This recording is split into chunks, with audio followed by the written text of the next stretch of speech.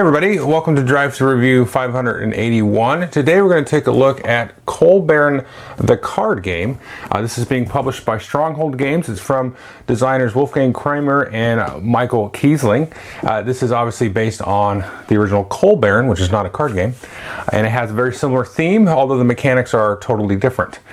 So let's take a look at this. Basically what it is kind of a worker placement game with a hand of cards acting as your workers, but you've got kind of like a sequence that you have to play the cards in, kind of based on, you know, what everybody else is doing as well. And you're trying to collect coal, certain types of coal, and ship them and get contracts and get little bonus cards and things like that to score extra points. So let's jump and take a look at the mechanics, and then I'll tell you what I think. And before I set up, I just wanted to show you this insert. It's very, very simple, but it does the trick because there are, as you can see, a ton of different types of cards. And so having these organized in a nice way is going to make setup especially easy. And you'll see when I get it set up that, you know, it might look like it's difficult, but it's really not, because it gives you a way to kind of organize everything with the insert. Okay, I went and got everything all set up. Very quick and easy to set up here. What these are basically little action spaces that places are going to be placing, quote unquote, your workers will be playing cards. Each player is going to get a hand of cards. You can see there's a certain number of number 1s, 2s, 3s, 4s, and 5s. Depending on the player count, you might take some of these actually out of each of the hands. And then there's also these little tokens here on this card here, and this will vary based on the number of players as well. As you play the game, you'll remove these, and these will give you little bonuses, as well as kind of act as a timer for the number of rounds in the game. Now, in addition to your hand of cards that you get, each player is going to get a player board here. And it's kind of divided up into 4 or 5 sections here. So you can see these different icons like so, and you can also see this little area right here. So you're going to be taking actions, you're going to be getting these lorries, and these are going to be full of coal. And you can see these have different icons on them that you can collect, which means you can ship them to these certain stations here. And you're also going to be collecting these wagons here, these cars. So you can see that one's got the little shamrock type of thing, and you can put that up here because it matches that. Whereas you've got this one here, and this one has all 4 of the symbols there, so you could put that anywhere that you wish. So one thing to note here is, like, I could put this down here, but I could not end up shipping this coal through here because it's got the little castle. It doesn't match these icons, even though it does match that one. So that's the gist of what you're doing. You also will be getting different engines here of different colors, and you might get other cars as well to get longer engines to be able to ship more coal. And so as you start to load these up, you'll kind of stick them in here, and then you will be trying to fulfill different contracts, which you'll get off of this deck. And here you can see different amounts of coal. There's little special icons here which will give you bonuses possibly, which I'll talk about, and they're going to score different amounts of points and things. That's kind of the general gist of what you are trying to do. Now, how do you go about doing that? Well, let's just kind of walk through the different action spaces here. Now, this is actually one deck here, kind of shuffled up, basically split into 2 halves. You don't have to be exact. If you do run out of one, then you'll shuffle together and split them in half again. Now, all the action spaces work generally the same way. So if I wanted to maybe grab this one here, because it's got 2 of those lorries, I'll put a level 1 worker there. You can see this one here has a number 1 on top of it. So if a spot is empty, like there's no cards next to it, you have to place, quote unquote, 1 worker there. So I could do that. Now, if blue came along, and I would take this card, and then I would add it to my supply there. Now, if blue came along and wanted to go to this next spot, they have a couple of options. They could put a 2 card there. Whoops, focus there. There we go. And we could put a 2 there on top of that. Or if we wanted, we could do 2 1s. Let's say blue did that and they put a 2 here. Whoops, that's not a 2. They could put a 2 there on top of that. And then the next player, maybe red, comes along, and they'd have to put a 3 if they wanted to go to that spot. So they could do a 2 and a 1, a 3, or 3 1s, or whatever they had. So you can see the 1s are very useful because they give you a little bit more flexibility in terms of how you can sort of change up the other numbers to go in the right sequence, because there is kind of the order of operations can be pretty important if you're trying to get like a specific type of coal, a specific car, and so on. So very simply, when you go to one of these 2 spaces, you'll take the top card, and then, as I said, you'll add it here to your little stock and supply right there. Now, the spots here with the wagon cards work the same way. Let's say blue wanted to go here and choose this kind of more versatile one. They'll go here and they'll take this, and then again they'll put this in one of the 4 stations as long as it matches, but this one will match all 4 of them. So we'll go ahead and just tap that on. And if you can sense a theme here, if you want to go and take the engine here, then you can grab this engine like so, and then you can put it anywhere that you wish. Now once you put an engine on a particular row there, you can't move it, but you can come in here and slide in new wagons and so on. Now the next two spots are sort of joined at the hip there. The first spot, you can go over here and you can take this card. This will give you an order card, and I'll talk about how you fill these later. But this one you're going to try to fill. You're going to add this one into your hand, and this tells you a little bit about it, you know, how many points you're going to get. So you'll take this and add this to your hand. Now the share cards you can do in the same way. You can put your worker there and take that. This one you're going to put face up in front of you, and this is going to hopefully score you bonus points at the end of the game. And you can see this icon here, this kind of factory, matches that icon there. As you complete orders, you'll kind of put those off to the side into a stack, and then hopefully you'll have some of these left over that match the icon there, and it'll give you a few extra bonus points. It's kind of just a way of beefing up the points that you scored during the game. But these will go face up in front of you. Now these next two cards are going to help you start to mitigate kind of the card flop. You know, maybe there's not a good engine color for you, you don't like the wagons that are up and so on. These here are kind of bonus action cards. These are called innovation cards, and there's kind of two types here.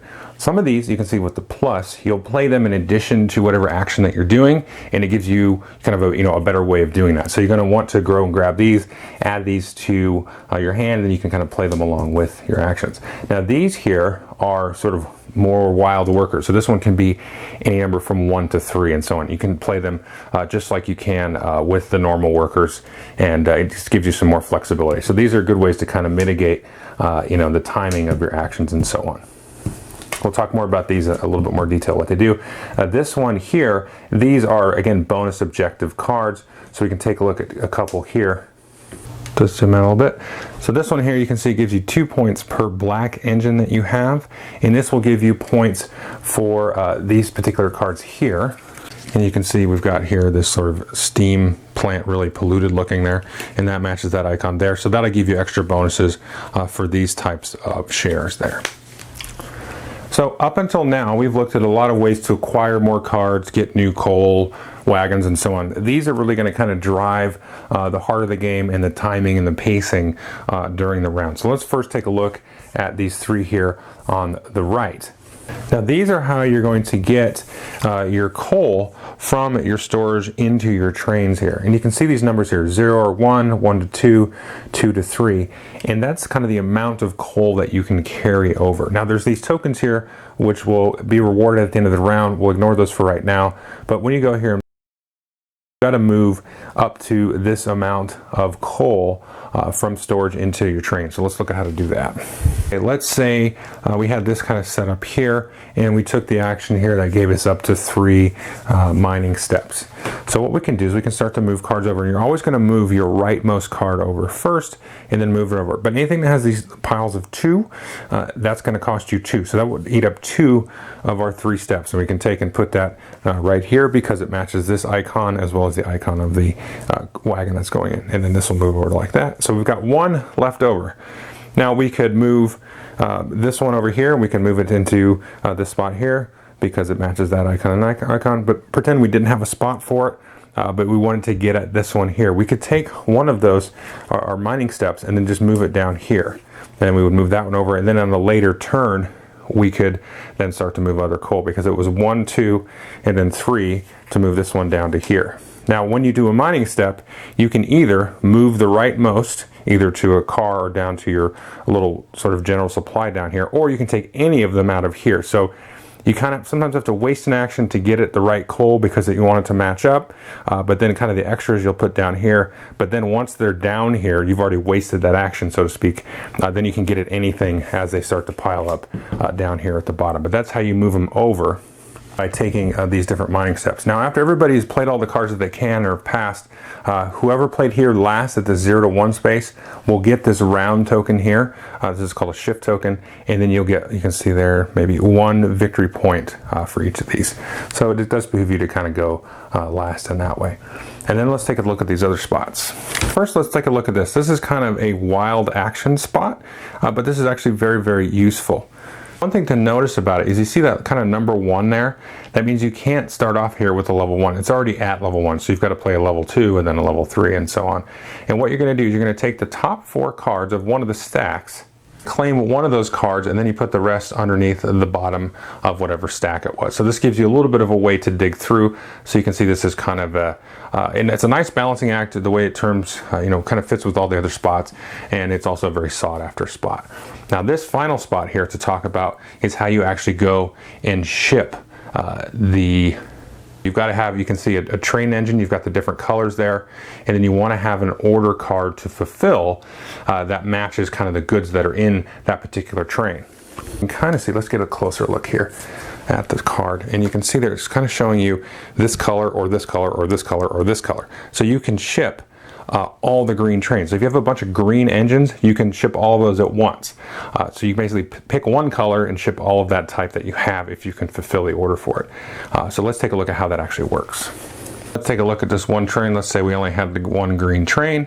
We want to go ahead and deliver it. Now we've got the two orders in our hand maybe, and you can see here's the requirements in terms of the number of lorries of coal that we have. So in this case we've got 3, and so we could do this one. And so we could take this, we'll kind of gobble up all these cards, put them in a stack off to the side, and we'll have a bunch of stacks of these deliveries that we've made. And you can also see here, remember it has this matching icon, so if at some point during the game we grab one of these and we can add it to our stack. Now let's say we didn't have this card, but we had this card instead, and so this requires 2, but if you have more than 2, that's fine, and it's probably okay because this one, you can see the single lorry ones, they give you a little extra points. So the doubles are good for helping you fulfill the bigger orders quicker, but if you grab the singles, then they kind of offset that by giving you an extra point or 2. So either way, you can still fill this even if you go over. Now's a good opportunity to talk about all the ways you score points in the game. Well, first of all, you're going to get points for any of these lorries that have points on them. You're going to get points for the order cards here that you filled, and of course any shares that have the matching icon that you can associate one-to-one with. And you get points for any shift tokens that you might have acquired, and then also you've got here your different bonus cards that'll give you sets of points based on different criteria. Like you can see, this one gives you points for having orders that have that type and so on. That's pretty much it. You just play until the allotted number of rounds based on the shift tokens that were there, which is based on player count, and that's it. Okay, so that is Coal Baron, the card game. Really enjoyed this game. I had a chance to play it last year at Sasquatch, which is a local convention here, and also recently. So I've really still enjoyed it, after some time. And it's very, very interesting and unique, but it's not too heavy or nothing like that. Like I said at the beginning, it's worker placement with cards, which I find pretty interesting. I like how the timing of the card play works out. There's a whole kind of like snagging stuff from people and all that kind of stuff, as well as even just playing a card of a certain value, especially as like the round goes along and people start running out of their 1 cards, which makes you more versatile and where you can go. So it starts to tighten up there, and okay, well, if I could jump on this, I'm going to use my last 1 card, and is Billy going to go to this other spot? So it's a whole timing thing, which is very indicative of worker placement stuff, normal worker placement stuff. Anyway, yeah, it's real simple though. You're just trying to fulfill and match contracts of certain types to other types and get contracts that match those types, and then the share cards which match the contracts and so on. The card play, the kind of the hand management side, really comes into play when you start to get those bonus cards. You give you the extra kind of more wild workers and the extra objectives and all that kind of stuff, and playing in the spot that gives you the wild, where you can actually dig through a little bit. You can see that usually sometimes it gets gobbled up pretty quickly in the round, and it acts as kind of a nice sort of anchor on the other spots, because you're like, well, I could go to this spot, it gives me what I want, but does Frankie really need that over there? I could go to this wild spot, I think he's going to need to go there, so I can go here, still get what I want somewhere else, and kind of push my luck a little bit in terms of it getting back around to maybe the wagon or whatever that I need, or maybe I'm kind of easy going in terms of what the wagons are, so I can just kind of let that ride and not have to worry too much about it. So that's kind of the balance of your decision making. So yeah, it's a very, very fun game. It plays, what does it say? 50 minutes to, that's a weird number, 50 minutes to 80 minutes. I'd say, yeah, definitely a two-player game. It's fine two-player.